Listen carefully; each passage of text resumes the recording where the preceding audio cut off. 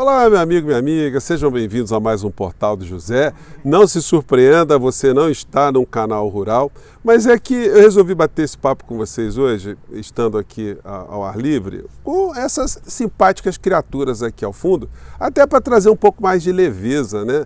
Em meio a tantas discussões que a gente tem travado todos os dias, onde a gente sempre recebe também uma carga de coisas assim muito complicadas, que às vezes tiram a nossa paz espiritual, nossa calma, né? Eu quero compartilhar aqui com vocês algumas reflexões que explicam por que nós estamos numa sociedade tão cheia de problemas e assustadoramente inquietante para pessoas como eu e como você, quando a gente de repente se depara com a notícia que o inelegível, a figura que fez tanto mal ao povo brasileiro, que com seu comportamento matou pessoas, junto com outras tantas, que essa pessoa ainda acaba sendo premiada e ainda continua solta. Como é que a gente explica esse tipo de fenômeno aqui no Brasil? É um caso isolado? Ou o Brasil, de fato, tem aqui dentro do nosso território uma grande clínica psiquiátrica com pessoas que têm problemas que a gente não tinha percebido ainda? Tem como a gente enfrentar esse tipo de situação? Pois bem, vou conversar com vocês, com a companhia aqui dos meus amigos aqui de trás, mas antes de mais nada, quero convidar você que está chegando agora no nosso portal e não nos conhecia, para que você se inscreva aqui conosco e conheça também os nossos outros vídeos, porque aí você vai ver a gente num estúdio, um lugar fechado, enfim, e vai poder ver também a nossa linha de debates aqui, de análises da realidade brasileira, tá bom? Então, se você puder também, se inscreva no nosso clube de membros, que é uma forma adicional de você ficar engajado aqui. Não esqueça de mandar o seu comentário e o seu joinha, tá legal?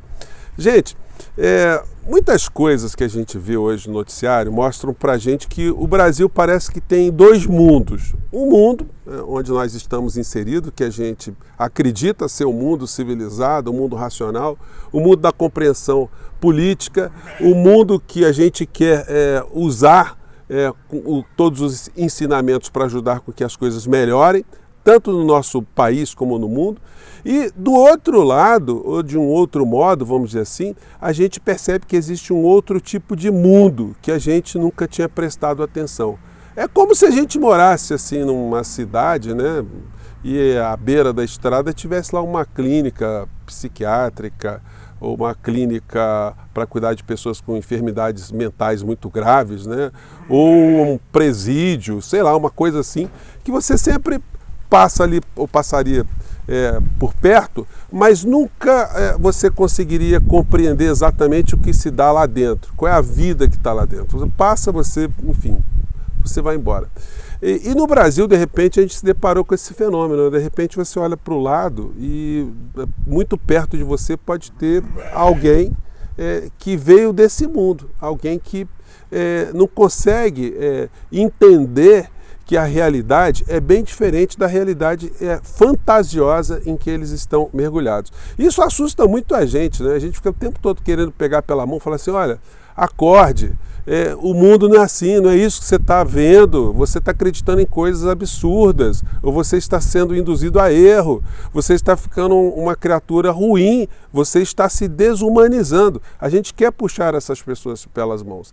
E a segregação e o conflito permanente não são ferramentas adequadas para a gente ajudar com que haja uma compreensão melhor na sociedade brasileira, para que a gente caminhe, né, rumo ao processo civilizatório. E esse fenômeno que tem aqui no Brasil, de termos enxergado de repente um fenômeno que ganhou o nome de bolsonarismo, não é uma coisa que teve uma geração espontânea, não. Isso tem sido estudado por cientistas políticos ao longo de todos os tempos, né? E em todas as sociedades nós temos fenômenos um tanto ou quanto semelhantes, que tem sempre uma estruturação, existe sempre uma força, né, motriz por trás, existe sempre uma intenção, nada é por acaso.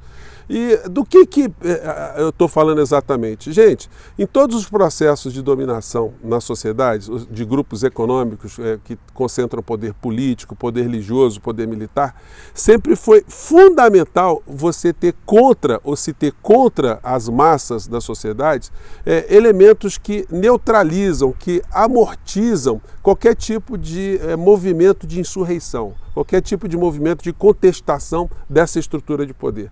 Quanto quanto mais alienada, quanto mais distante da observação dos fatos reais, quanto mais sem conhecer como funciona a estrutura de poder, menos essas pessoas ou esses grupos têm condição de reagir. Então, ao longo da história da humanidade, sempre são criados para algumas sociedades, ou de uma maneira geral, alguns sistemas que distraem a atenção dessa sociedade de uma maneira geral. Mais modernamente, só para exemplificar aqui o que acontece na Europa e nos Estados Unidos, fenômenos que nós estamos enxergando agora, ao longo dos últimos tempos, houve sempre uma maior concentração de renda nas mãos desses grupos, que inclusive, além desses poderes todos, passaram a ter também um poder midiático, que é o poder de informação, é um poder de formatação também de mentes e corações. Quando a gente tem o surgimento desse tipo de mecanismo, nós tivemos cada vez mais a introjetação, né, dentro dessas sociedades, de que os problemas delas, os problemas dessa concentração de renda que está tornando esses grupos cada vez mais pobres, cada vez precisando trabalhar mais, os problemas não estão ligados a essa concentração de renda. Então é preciso achar um inimigo, uma causa. Nesses países, no continente europeu e nos Estados Unidos, se elegeu ali o imigrante como causador daquele que tira o emprego, daquele que precariza as relações sociais, aquele que toma o espaço das pessoas, enfim. Então esse ser, ele precisa ser combatido, ele precisa sair do país, ele precisa voltar de onde ele surgiu. E sobretudo, se esses grupos eles têm ainda algum vínculo religioso, se eles têm a cor da pele diferente, se eles têm uma diferença em relação ao grupo social, aí o estigma fica mais carregado, fica mais fácil de identificar esses grupos e mais fácil de combatê-los também. Até porque eles normalmente são grupos que não têm muitas proteções do Estado de uma maneira geral, eles não têm uma organização, eles não têm uma capacidade de reagir a esse tipo de situação. Mas o conflito fica permanente, o conflito desses grupos com os nacionais. Enquanto esses conflitos vão se dando, nenhum desses dois lados consegue perceber que a concentração continua a ficar cada vez mais intensa no topo da pirâmide. Bom, o que isso tem a ver com o Brasil? Gente, o Brasil, nós passamos, como vários países do terceiro mundo, por esses processos de tutelar as sociedades não perceberem que estão sendo orientadas ou estão sendo domesticadas a permanecerem cada vez mais sem reação contra o modelo econômico ou contra as injustiças e as iniquidades desse modelo econômico. Então é necessário que se crie também no meio desse corpo social alguns fantasmas, alguns dogmas, algumas verdades, para que ela não identifique que os problemas concretos que nós temos no dia a dia, a falta de água, a falta de luz, a falta de saneamento básico, a falta de escola, a falta de segurança, a falta de futuro, a falta de salário, a falta de habitação, esses não são problemas isolados, nem problemas individuais, nem problemas celestiais. Esses problemas advêm de realidades políticas que são comandadas por homens. Então, se a gente não consegue perceber isso, cada vez mais a gente fica procurando explicações ou no campo celestial, no campo espiritual, olha, eu estou assim porque Deus quis que eu ficasse assim. Ou simplesmente a gente fica tentando um herói, um pai, um salvador, um Batman, né, um super-homem. A gente quer encontrar alguém que nos dê uma explicação por que a nossa vida está tão difícil e como é que esse super-herói pode fazer para mudar essa realidade. Infelizmente, em sociedades que estão passando por esse tipo de fenômeno, de sociedades desescolarizadas, despolitizadas, sem entender o que está acontecendo, quando surge um oportunista, alguém que é o anti-herói, alguém que se comporta da maneira mais precária do ponto de vista moral e ético, essa pessoa passa a representar uma espécie de super-herói às avessas. Olha, eu vou grudar nesse cara porque esse cara, ele destoa disso tudo. Só que essas pessoas não percebem que mesmo essa figura que se apresenta como super-herói improvável é também fruto desse sistema. E ele não vai contribuir para que o sistema seja modificado, para que as iniquidades desapareçam. Porque se isso acontecesse, gente, ele já seria eliminado do princípio. Uma figura como Bolsonaro, se de fato ele questionasse o sistema econômico aqui no nosso país, ele de fato buscasse uma distribuição de renda, uma aplicação de direitos sociais para a maior parte do povo brasileiro, ele já teria sido banido. Aliás, ele sequer teria nascido politicamente. Mas uma figura tão criminosa como ele, um pequeno batedor de carteiras que se deu bem na política e ascendeu, só foi possível ele chegar onde ele chegou porque ele foi funcional. Aquilo que eu sempre digo para vocês, ele foi útil para essa estrutura toda. E por isso que ele inclusive conseguiu trafegar no poder aqui no nosso país com mais de 750 mil mortes nas suas costas, sem ter sido banido do processo eleitoral e do processo político. Então, essa figura é uma figura muito útil, ou foi uma figura muito útil, e deixa a gente agora extremamente indignado ver que uma parcela da sociedade extremamente adoecida ainda consegue dar dinheiro para uma figura como essa.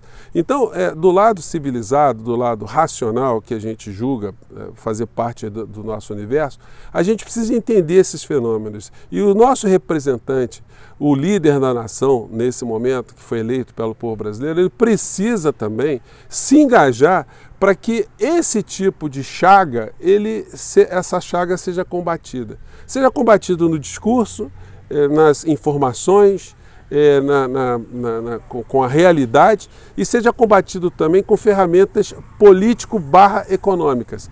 Porque se a vida das pessoas efetivamente melhorar, você cria um ambiente, você quebra barreiras para que essas pessoas escutem aquilo que você tem a dizer. Olha, eu estou melhorando a sua vida, vou melhorar mais ainda em função disso. Você estava equivocado achando que a sua vida estava ruim porque o problema é individual, porque o problema é celestial. Não, o problema é o problema de todos nós. O problema tem que ser enfrentado por todos nós e ele pode ser resolvido por todos nós. Então, gente, nada do que nós estamos vivendo hoje, que às vezes causam assim, muitas aflições, né? A gente vê essas distorções, um criminoso ser beneficiado, a gente tem que extrair lições positivas dessa história toda. Em primeiro lugar, pelo fato de você não estar desse outro lado, você não está vivendo, você não está sendo desumanizado, você não está perdendo a sua sensibilidade, a sua empatia.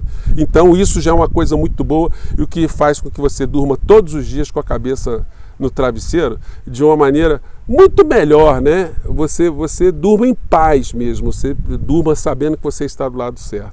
E, por outro lado, é muito importante a gente compreender isso para ajudar também a que essas pessoas que estão nesse outro mundo ainda do obscurantismo, que as pessoas despertem desse sono. E aí a gente tem que ter muita inteligência e sensibilidade, né? Jamais ter violência, jamais ter preconceito, jamais ter algum tipo de discriminação. É procurar entender o problema, ter pessoas que formam opinião, que têm poder político envolvidos nessa causa, para a gente, de fato, conseguir pacificar a nossa sociedade, o nosso país, para a gente caminhar sempre em frente, né? Gente, eu não sei se o papo hoje foi como vocês estão acostumados, né, se foi legal aqui, mas eu acredito que é sempre importante a gente tocar em temas diferentes daqueles que a gente toca normalmente, sempre focalizados em fatos concretos, fatos específicos, né? Eu fico por aqui, mais tarde a gente volta. Um grande abraço, obrigado por vocês estarem aqui, tá bom? Tchau!